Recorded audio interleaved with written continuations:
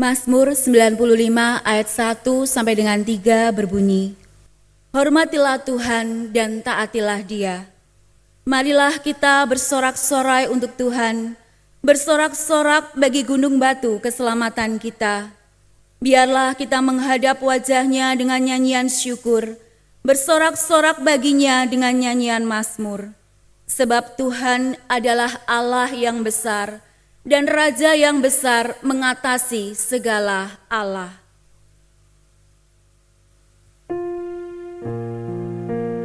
Jemaat yang terkasih di dalam Tuhan, mari saat ini kita bersama-sama kita mengarahkan hati dan pandangan kita hanya kepada Tuhan, untuk kita bersaat teduh sejenak dan kita bersyukur kepada Tuhan atas segala berkat dan kasih setia-Nya kepada setiap kita.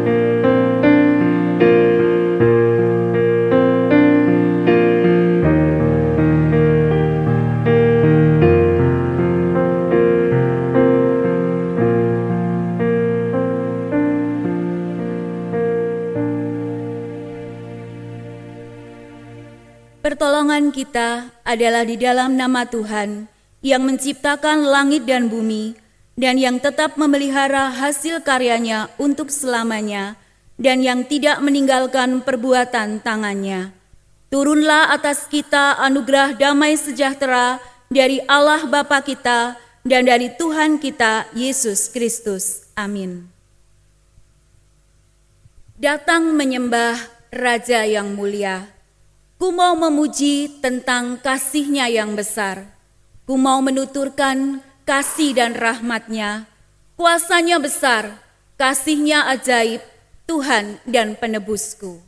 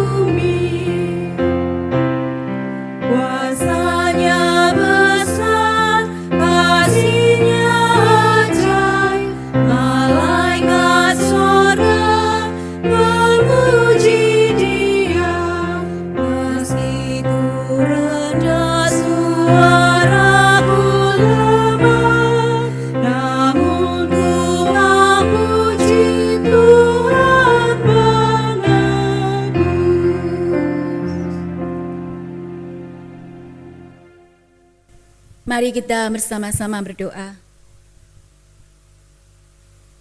Dengan hati yang bersyukur, kami datang kepadamu ya Bapa.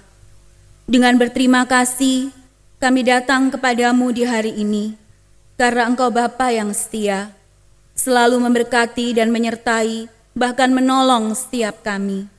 Tidak pernah sekalipun kami mendapati dalam hidup kami, Engkau meninggalkan kami. Engkau Allah yang setia, Engkau teramat baik bagi kami, dan kebaikan itu senantiasa kami kecap, kami nikmati pada hari ini, bahkan di sepanjang umur hidup kami. Dan pada hari ini, kesempatan kami boleh beribadah, kami terima dengan penuh syukur, kami mau bernyanyi, kami mau memuji Engkau dengan sungguh-sungguh, sebab kami percaya bahwa Engkau Bapa yang selalu hadir di tengah-tengah kami, bahkan di saat-saat sulit seperti zaman sekarang. Terima kasih Bapa, kami buka hati kami, hidup kami, dan kami terima kekuatan yang baru, damai sejahtera, bahkan sukacita yang Kau berikan buat kami. Terima kasih ya Bapa, berkati ibadah ini dari awal hingga selesai. Di dalam nama Tuhan Yesus, kami sudah berdoa. Amin. Jemaat dipersilakan duduk.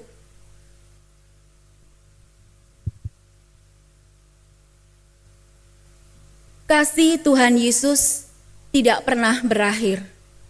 Dulu aku sesat dalam dosa. Yesus datang membawa keselamatan bagi aku. Ia menebusku dengan darahnya dan menjadikan aku miliknya. Kini ku milik Yesus.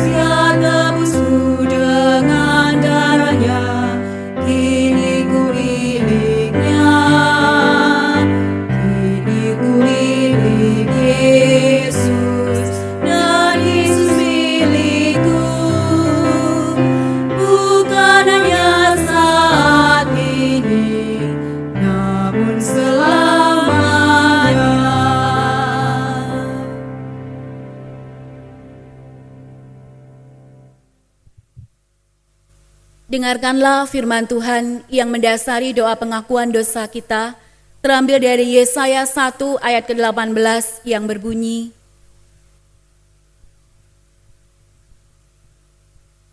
marilah, baiklah kita berperkara, firman Tuhan. Sekalipun dosamu merah seperti kirmisi, akan menjadi putih seperti salju. Sekalipun berwarna merah seperti kain kesumba, akan menjadi putih seperti bulu domba. Mari jemaat yang terkasih di dalam Tuhan, saat ini kita bersama-sama, kita menundukkan kepala kita berdoa memohon pengampunan kepada Tuhan atas segala dosa dan kesalahan kita, baik dengan perkataan, perbuatan, dan juga kelalaian kita.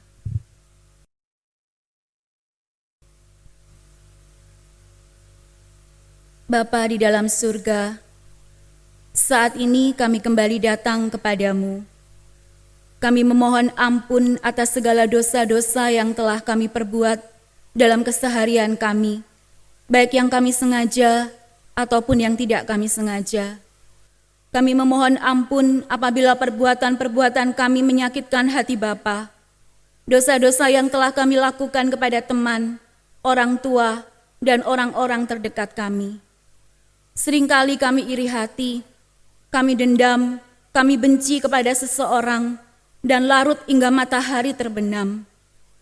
Kiranya Bapa mengampuni kami dan membaharui kami dari segala dosa-dosa kami. Berikan kami hati yang lemah lembut, hati yang dengan tulus bisa mengampuni dan melupakan kesalahan yang telah orang lain lakukan kepada kami. Seperti Engkau Bapa, yang setia dan terus setia memberi pengampunan kepada kami. Terima kasih ya Bapa, buat kebaikan-Mu dan cinta kasih-Mu kepada kami. Dalam nama Tuhan Yesus, kami sudah berdoa. Amin. Sebelum kita bersama-sama mengikrarkan pengakuan iman kita akan kembali menaikkan sebuah pujian bagi nama Tuhan, Ku bersandar pada yang kekal.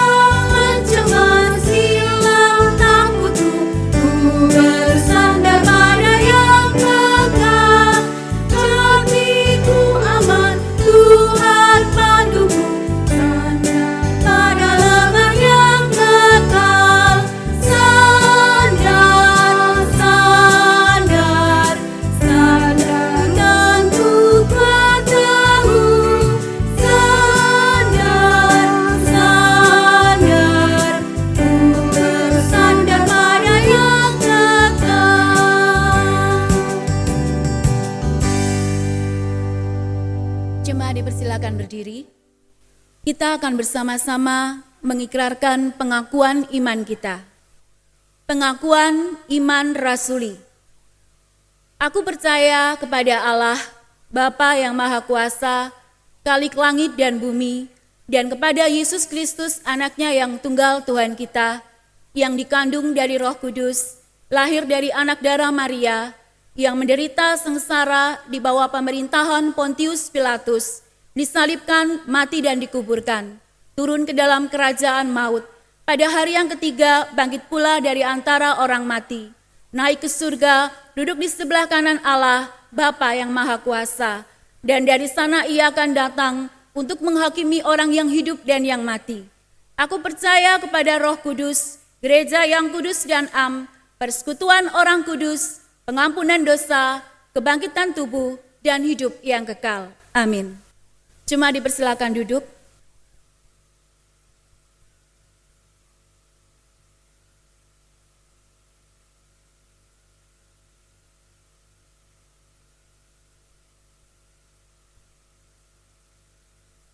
Jiwaku haus, haus akan kasih-Mu. Jiwaku rindu akan cinta-Mu. Siramilah taman hatiku yang kering ini, agar cinta-Mu terus bersemi di dalam hatiku.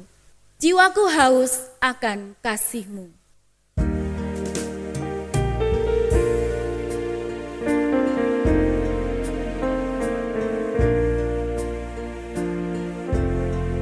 Jiwaku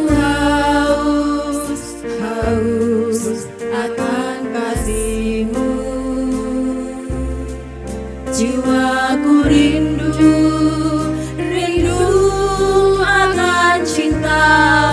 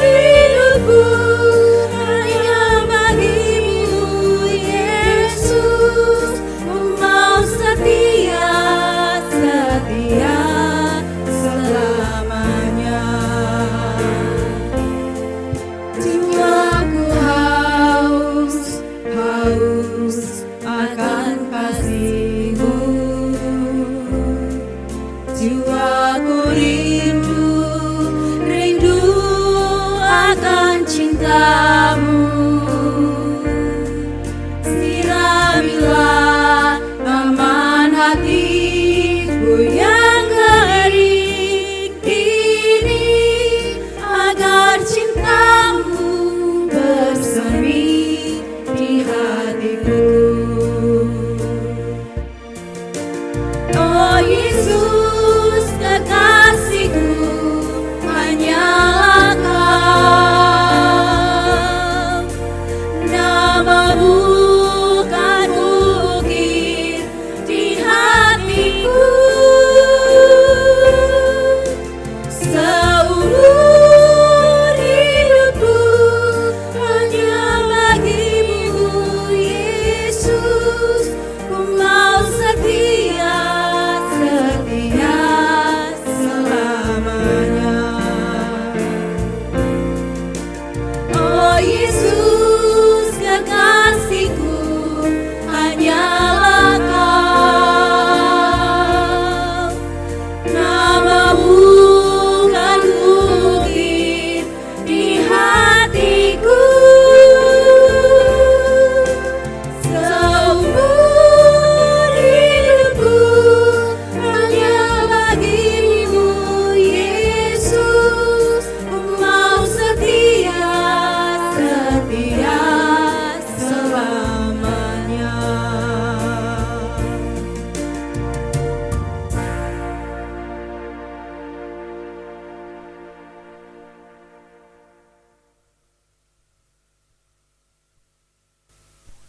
Jemaat yang terkasih, firman Tuhan hari ini dilayani oleh Bapak Pendeta Wahyu Pramudia dari Indonesia Preaching Ministry. Waktu dan tempat kami persilakan.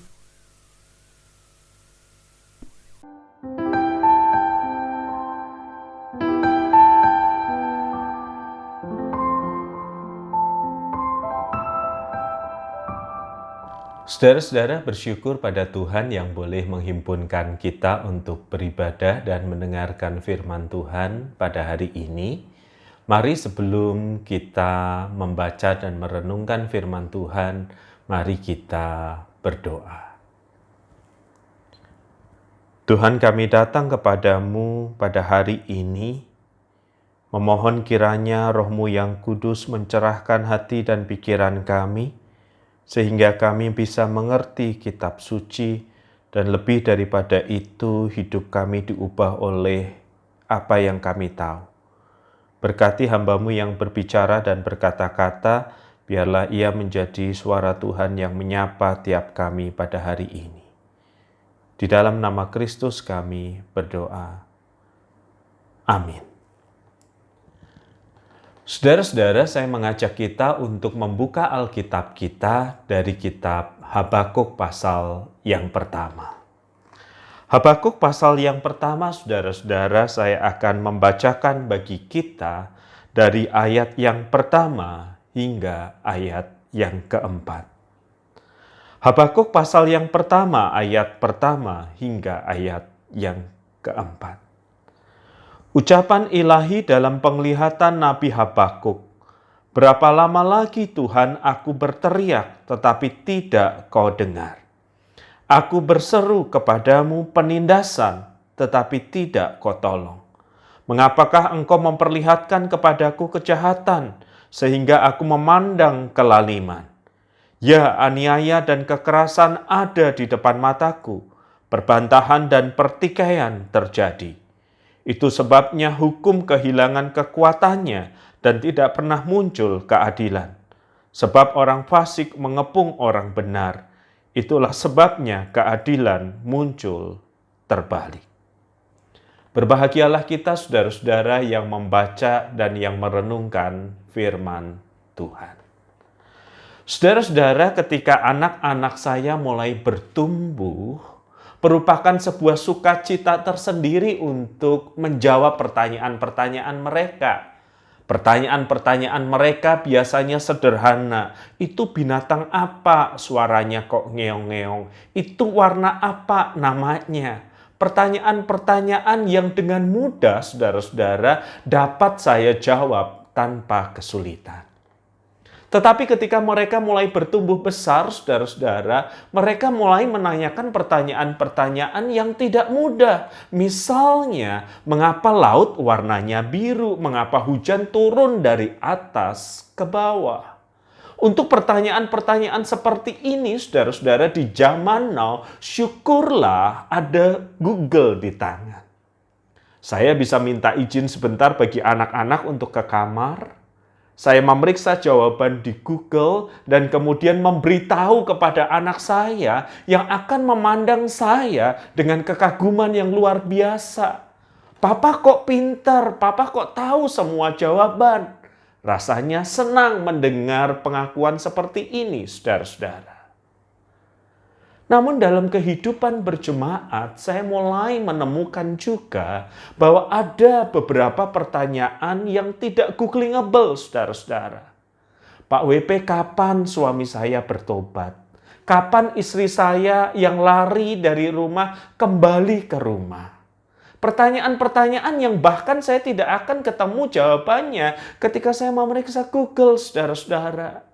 Dan kalau jemaat punya pertanyaan yang tidak googlingable seperti ini, maka jemaat boleh dan bisa bertanya kepada saya sebagai pendeta. Misalnya beberapa waktu yang lalu ada yang bertanya, sampai kapan pandemi ini akan berakhir, Pak?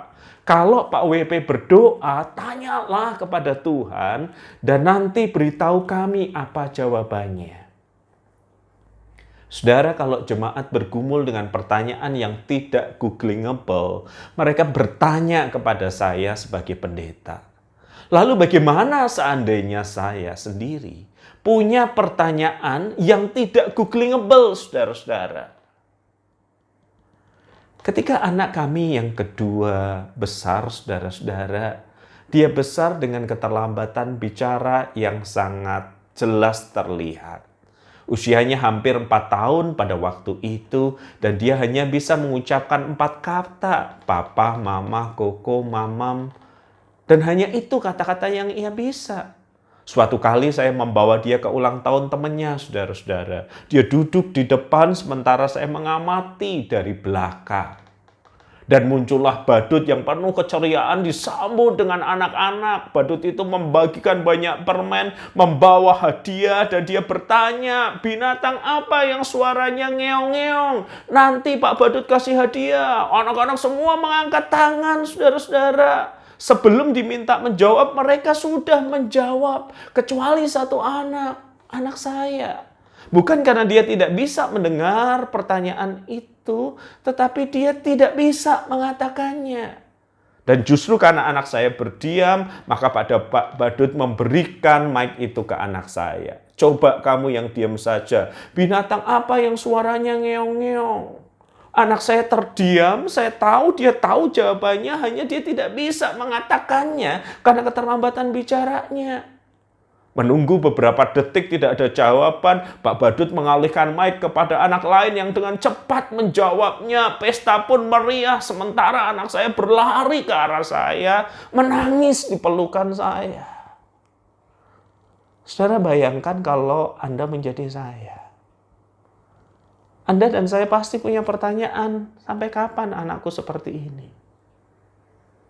Pertanyaan yang tidak googlingable, bukan?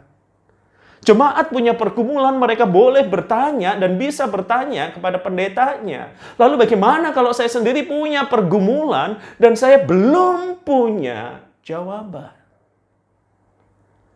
Tidak menyenangkan kan, bukan, saudara-saudara, dilihat sebagai seorang hamba Tuhan yang harusnya dekat dengan Tuhan, tetapi punya pergumulan dan tidak punya jawabannya? Saudara, itulah yang terjadi dengan seorang nabi bernama Habakuk yang tadi kita baca.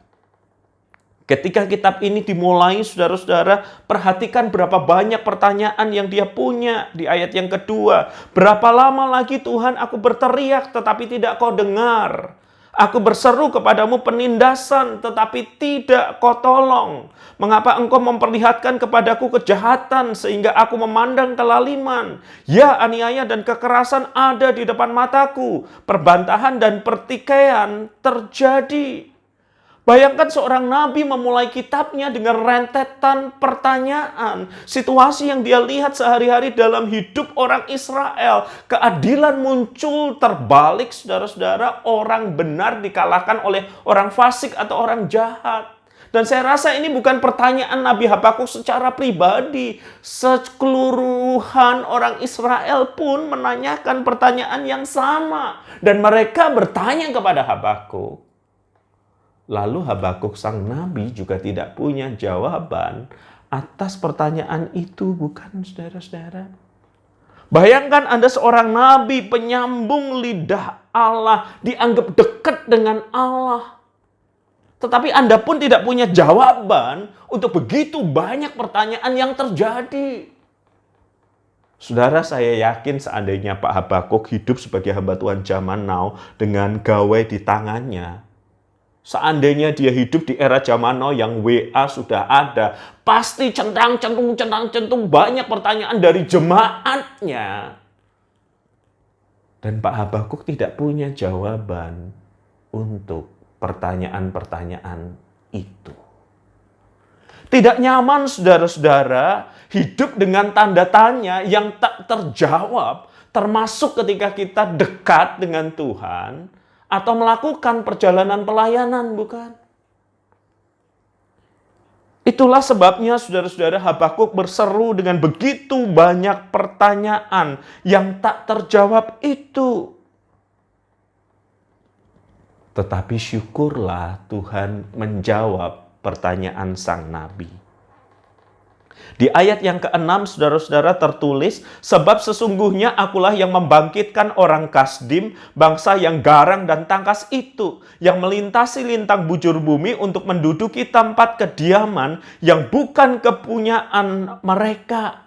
Ya, ini jawaban yang dinantikan. Orang Israel bersalah dan Tuhan akan mengirim orang Kasdim untuk menghukum mereka.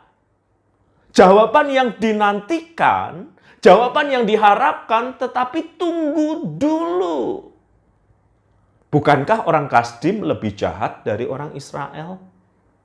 Masakan Tuhan yang suci itu memakai bangsa yang lebih jahat dari orang Israel untuk menghukum orang Israel? Logikanya masuk di mana?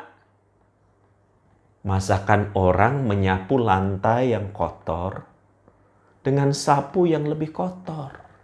Masakan orang tuanya ketika anaknya melakukan hal yang jahat, memanggil preman kampung sebelah dan berharap preman kampung sebelah menghajar anak itu? Ya, jawaban Tuhan ini menimbulkan tanya yang lebih besar lagi. Bergumul menanyakan kehendak Tuhan, Tuhan menjawab. Tetapi jawabannya menghasilkan tanya yang lebih besar lagi. Pak Habakuk saja bertanya tentang itu. Apalagi jemaat pada umumnya. Saudara-saudara, tak mudah punya pergumulan. Menanyakan. Dan jawaban Tuhan bukan menyelesaikan semua pergumulan itu. Jawaban Tuhan justru memperbesar tanya itu. Suatu kali seorang anak tengah bercakap dengan ayahnya, saudara-saudara. Dia tanya, "Papa sama beruang takut nggak?" Papanya dengan cepat menjawab, "Tidak takut." "Buat apa takut sama beruang? Kalau sama harimau takut nggak, Pak?" Sang ayah segera menjawab, "Juga tidak takut. Buat apa takut sama harimau?" Nah, ketika percakapan ini sedang berlangsung, si mamah yang lewat berhenti melipat tangannya dan mendengar pertanyaan-pertanyaan itu. Dan dia menanti pertanyaan yang terakhir. Si anak melihat mamahnya lalu bertanya kepada papahnya, "Pah, Papa sama harimau nggak takut, sama beruang nggak takut. Kalau sama mama, takut nggak?" Sang mama tersenyum mendengar pertanyaan anaknya dan menanti jawaban sang papa. Sang papa lalu berkata kepada anaknya, "Nak, apa pertanyaanmu?" Si anak menjawab, "Papa sama beruang nggak takut, sama harimau nggak takut. Sama mama takut nggak?" Sang ayah terdiam sejenak lalu dia menjawab, "Nak, pertanyaanmu salah." Anaknya segera menjawab, "Salahnya di mana, Pak? Tinggal jawab aja, takut atau tidak sama mama. Kok salah pertanyaannya?" Sang papa tersenyum dan menjawab, "Tidak pantas, Nak, menyamakan mamahmu ini dengan harimau dan beruang." Saudara-saudara, itulah yang dilakukan orang ketika mereka tidak punya jawaban. Mereka menghindar, mereka lari. Dalam bahasa Jawa Timur sering dikatakan mereka ngeles atau tidak mau menjawab dengan menghindar.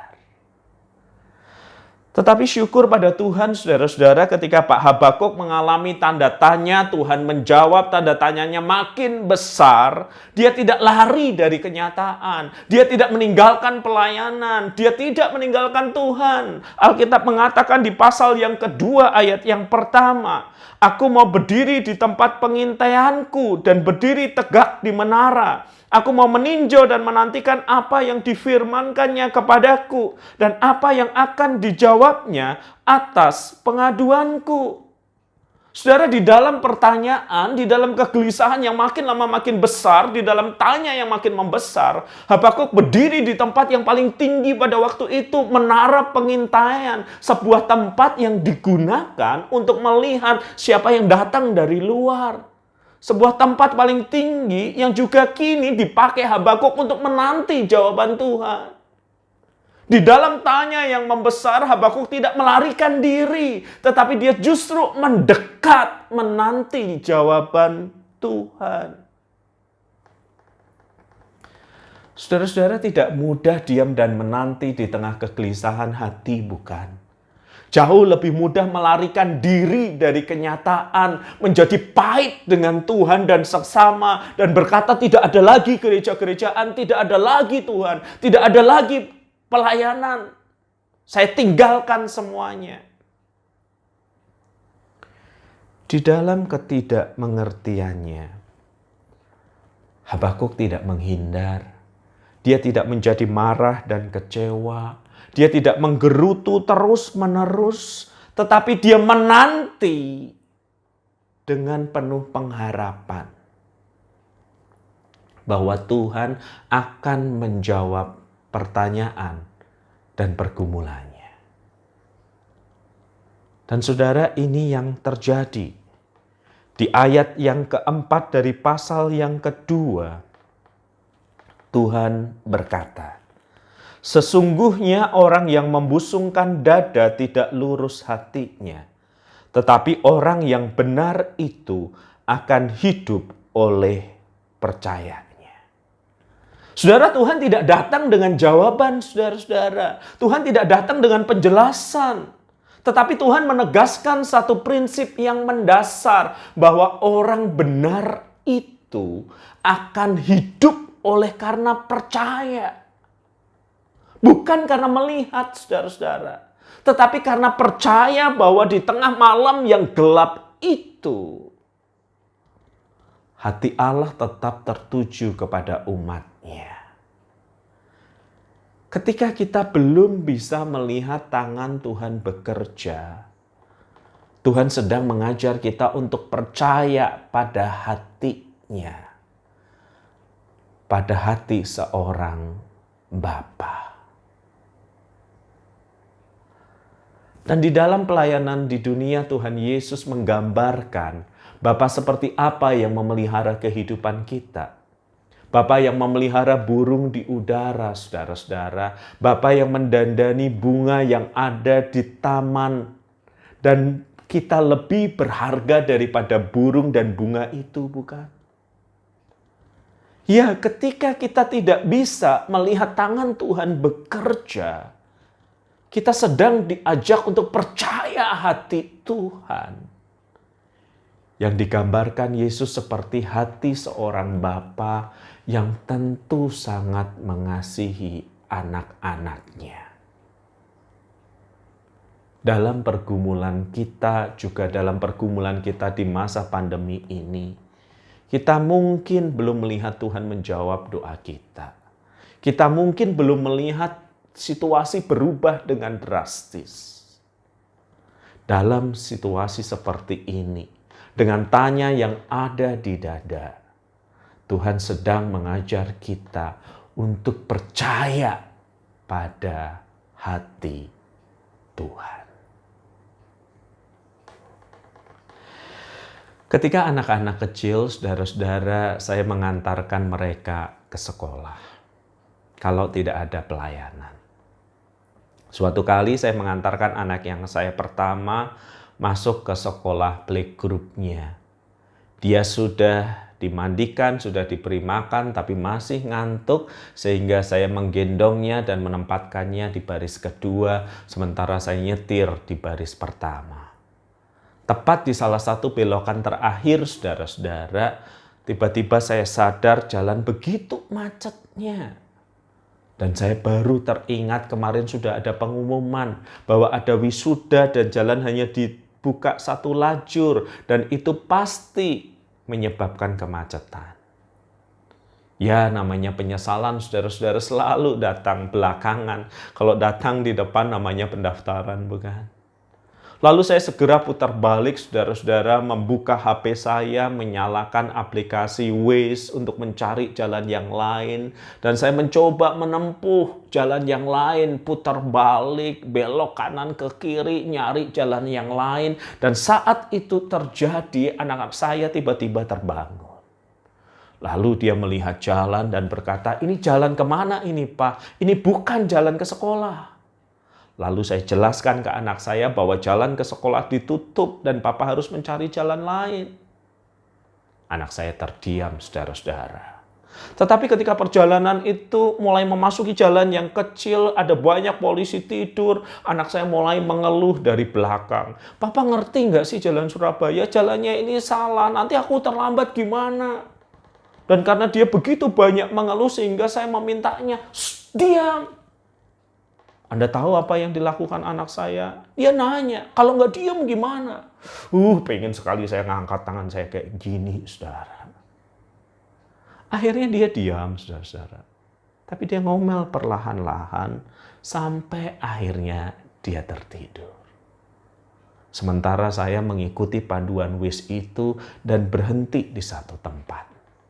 Saya bangunkan anak saya dan saya katakan, "Nak, lihat kita di mana?" Anak saya masih malas-malasan berkata, "Nggak mau." "Lihat kita di mana?" Saya buka kaca dari depan, saudara-saudara, dan anak saya dengan malas mengangkat kepalanya, melihat, lalu dia berteriak, "Loh, ini sekolahku. Kok bisa nyampe di sini?" Diambilnya tas, saudara-saudara, dengan begitu semangat dia acungkannya jempol, "Papa pinter, Papa baik." Dan saya menoleh kepadanya dan berkata, "Soal pinter dan baik, Nak, sudah dari dulu." Kadangkala kita seperti anak kecil itu, saudara-saudara, ketika rute-rute kehidupan tidak seperti yang kita harapkan. Rencana berantakan, prospek bisnis tidak bisa berjalan, situasi pandemi ini mengubah banyak hal, menempatkan kita dalam banyak kesulitan, kita marah, kita kecewa. Karena kita belum melihat tangan Tuhan bekerja. Padahal saudara-saudara, ketika kita belum melihat tangan Tuhan bekerja, Tuhan sedang mengajar kita untuk percaya pada hati-Nya. Beriman, saudara-saudara, juga berarti berani hidup dengan pertanyaan. Karena sadar, walau belum melihat tangan Bapa bekerja, kita percaya kepada hati-Nya. Hati Bapa yang tidak pernah meninggalkan umat-Nya. Kita belum tahu kapan pandemi ini akan berakhir. Kita belum tahu seburuk apa nanti. Tapi satu hal yang kita tahu, hidup kita tidak lepas dari pemeliharaan Bapa yang di surga. Mari kita berdoa. Di tengah tanya yang menggelora di dada, kami datang kepadamu. Di tengah rasa tidak mengerti yang ada di hati ya Kristus, kami datang kepadamu. Kini kami tahu berdasarkan firman-Mu, bahwa beriman berarti berani hidup dengan pertanyaan. Karena kami tahu Tuhan, Bapa kami yang di sorga tidak pernah meninggalkan kami. Dekap erat kami dalam pergumulan kami, ya Tuhan. Besertalah dengan kami. Amin.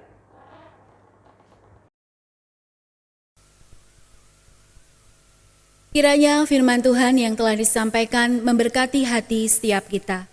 Untuk meresponi firman Tuhan, kita akan kembali menaikkan sebuah pujian, Sejak Yesus di Hatiku.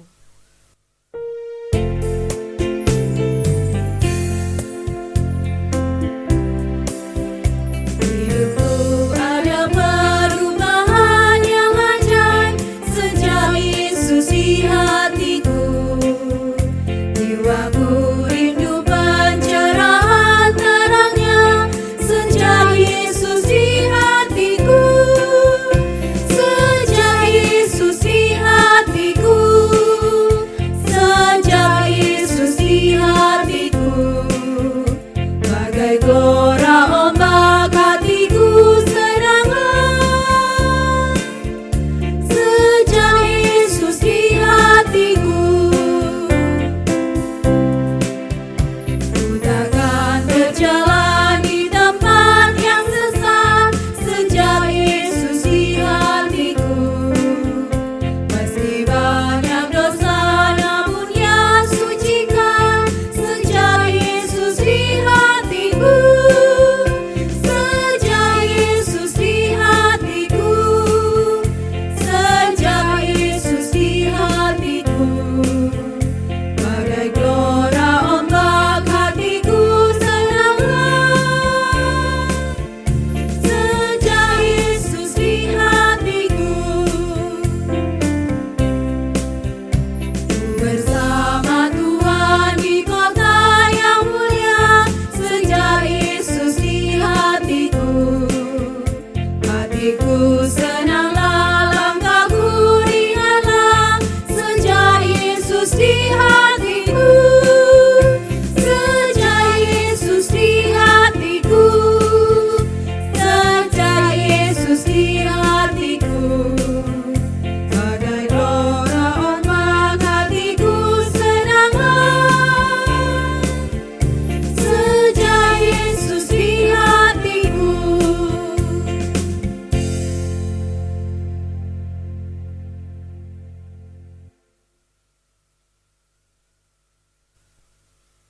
Saat ini kita akan bersama-sama menaikkan beberapa pokok doa syafaat. Yang pertama, kita akan berdoa untuk setiap keluarga supaya terus membangun mezbah keluarga di rumah masing-masing. Yang kedua, kita berdoa untuk bangsa dan negara, khususnya seluruh rakyat, agar mampu menahan diri dan tetap berada di rumah demi keselamatan keluarga. Yang ketiga, kita berdoa untuk persiapan pelayanan ibadah supaya semua yang terlibat diberkati Tuhan. Dan yang terakhir, kita akan berdoa bagi jemaat yang berulang tahun, yaitu anak Billy dan Ibu Melisa Ratna.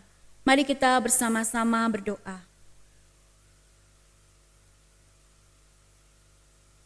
Bapa di dalam surga, kami bersyukur dan berterima kasih karena Engkau Allah yang sungguh baik dan teramat baik bagi kami semua. Saat ini kami tidak dapat beribadah di dalam gerejamu karena keadaan dan situasi yang tidak mengizinkan, dikarenakan pandemik ini yang sudah terjadi beberapa bulan yang lalu. Kami bersyukur Engkau masih memelihara dan menjagai kami semua sampai hari ini pun, tak sedetik pun Engkau meninggalkan kami. Kami harus beribadah di rumah masing-masing, tapi semua itu tak menyurutkan kerinduan kami akan Engkau. Biarlah setiap anak-anak-Mu ini boleh terus membangun mezbah keluarga di rumah setiap kami, dan kiranya Engkau memberkati kami semua. Kami juga berdoa bagi bangsa dan negara kami, khususnya seluruh rakyat, agar mampu menahan diri dan tetap berada di rumah demi keselamatan keluarga. Biarlah kami semua boleh belajar taat kepada aturan-aturan pemerintah yang ada, supaya pandemik ini segera berakhir, dan kondisi negara kami boleh kembali pulih. Kami mohon campur tangan-Mu ya Bapa, dan kami pun percaya bahwa badai ini cepat atau lambat akan berlalu, dan semua akan indah pada waktunya. Terima kasih ya Bapa. Ya Bapa, saat ini tidak terlupa kami juga berdoa untuk anak-anak-Mu yang terlibat dalam pelayanan setiap minggunya. Kiranya kami boleh mempersiapkan diri dengan baik, sehingga pelayanan kami boleh menjadi berkat bagi banyak orang, dan semuanya untuk kemuliaan nama-Mu. Kami mohon Bapa memberkati setiap pelayanan kami. Terima kasih Bapa. Dengan puji syukur kami juga berdoa bagi teman-teman kami, saudara seiman kami yang berulang tahun dalam minggu ini, yaitu anak Billy dan Ibu Melisa Ratna. Kiranya Bapa juga memberkati dan menyertai mereka, baik dalam kesehatan, studi bagi yang masih sekolah, dan juga usaha serta keluarganya. Kasih dan sukacita senantiasa melingkupi mereka. Terima kasih Bapa, dalam nama-Mu kami sudah berdoa. Ya Bapa, inilah serangkaian doa syafaat yang kami naikkan. Kami tahu bahwa Engkau Allah yang setia dan akan menjawab seruan doa-doa kami, hanya surut kehendak-Mu. Karena Bapa tahu yang terbaik buat kami semua. Terima kasih Bapa. Mari kita menutup doa syafaat ini dengan doa Bapa kami. Bapa kami yang di sorga, dikuduskanlah nama-Mu, datanglah kerajaan-Mu, jadilah kehendak-Mu di bumi seperti di sorga. Berikanlah kami pada hari ini makanan kami yang secukupnya, dan ampunilah kami akan kesalahan kami, seperti kami juga mengampuni orang yang bersalah kepada kami. Dan janganlah membawa kami ke dalam pencobaan, tetapi lepaskanlah kami daripada yang jahat, karena Engkau-lah yang empunya kerajaan dan kuasa dan kemuliaan sampai selama-lamanya. Amin.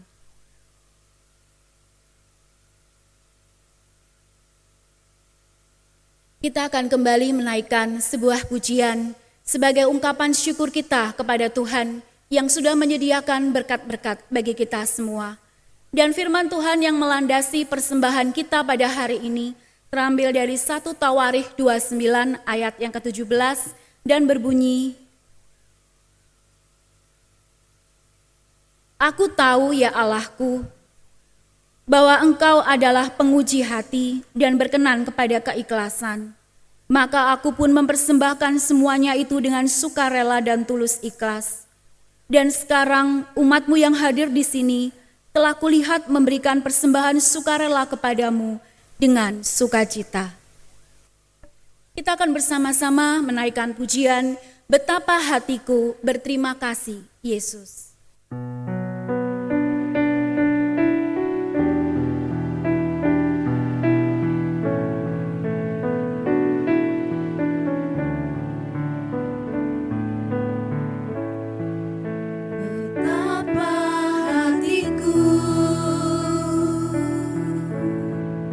Berterima kasih Yesus, Kau mengasihiku.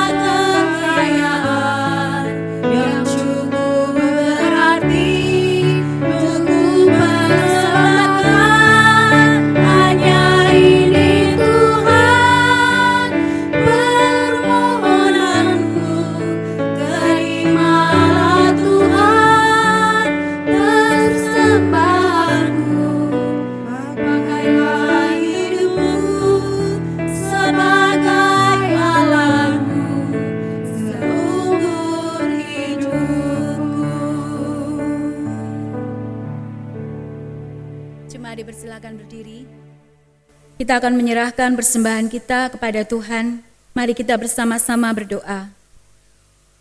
Bapa, terima kasih buat kasih-Mu yang tak pernah berkesudahan dalam hidup kami. Berkat-Mu yang selalu tersedia bagi kami. Dan sebagai ucapan rasa syukur kami memberikan persembahan yang semuanya berasal dari Engkau. Kiranya Bapa berkenan menerima persembahan kami untuk dipakai sebagai alat-Mu. Berkatilah ya Bapa setiap jemaat-Mu dalam usaha pekerjaan mereka, rumah tangga, dan kesehatannya. Terima kasih Bapa. Dalam nama Tuhan Yesus kami berdoa. Amin. Jemaat dipersilakan duduk.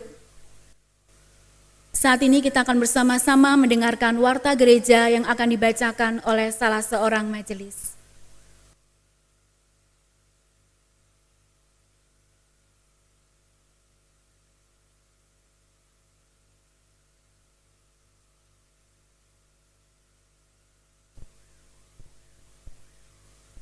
Shalom Bapak Ibu yang dikasihi Tuhan.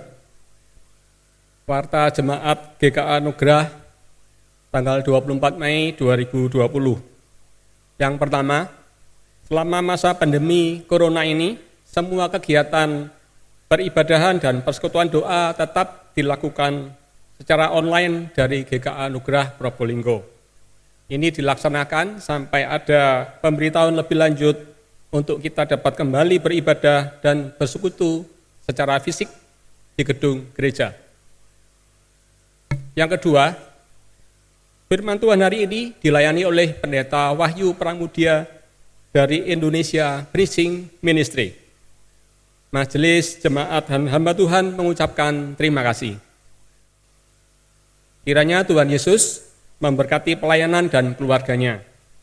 Juga mengucapkan terima kasih kepada Indonesia Preaching Ministry, semoga pelayanannya makin menjadi berkat bagi jemaat Tuhan. Yang ketiga, warta tentang persembahan. Persembahan yang jemaat berikan saat beribadah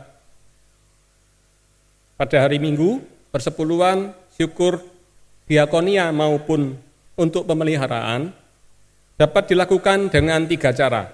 Yang pertama, dimasukkan ke kotak persembahan yang ada di kantor TU saat jam kerja, antara hari Selasa sampai hari Sabtu. Yang kedua, melalui transfer ke rekening BCA dengan nomor rekening 039 770 7770 atas nama Gereja Kristen Abdiel Anugerah Probolinggo. Yang ketiga, melalui GoPay dengan nomor HP 0812 5248 1200 atas nama Lani Sugianto, Majelis Bendahara. Kemudian bagi jemaat yang ingin mengetahui persembahan yang sudah masuk, dapat melihat di papan pengumuman yang ada di kantor TU Gereja pada jam kerja. Yang keempat, bila ada jemaat yang membutuhkan dukungan doa maupun konsultasi dengan hamba Tuhan, bisa menghubungi Pendeta Pit Alfon Sakul dengan nomor telepon atau WA 081 133 37151. Yang terakhir, jemaat supaya tetap menjaga kesehatan masing-masing agar tidak tertular virus COVID-19. Pakailah masker saat keluar, jaga jarak dengan orang lain, seringlah cuci tangan dengan sabun, dan tetaplah berdoa serta membangun persekutuan yang indah dengan Tuhan bersama seluruh anggota keluarga di rumah. Sekian warta gereja, terima kasih.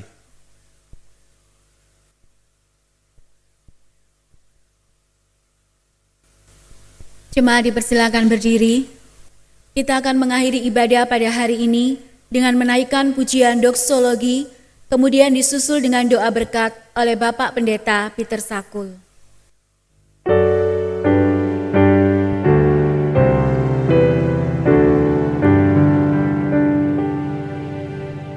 Puji Allah Bapa Putra, puji Allah Roh Kudus.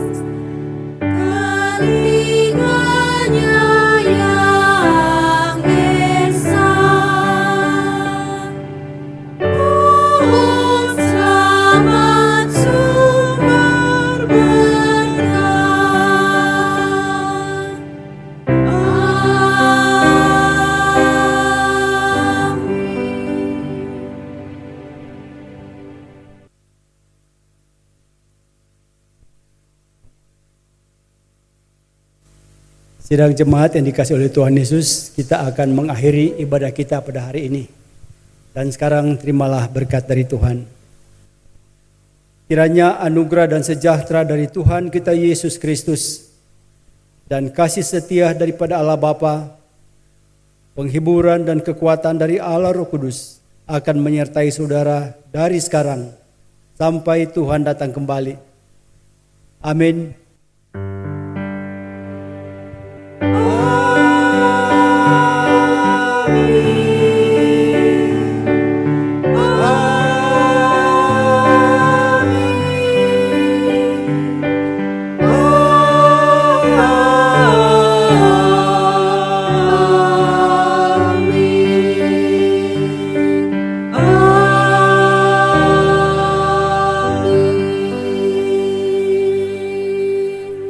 Jemaat silakan duduk. Saat teduh kebaktian selesai.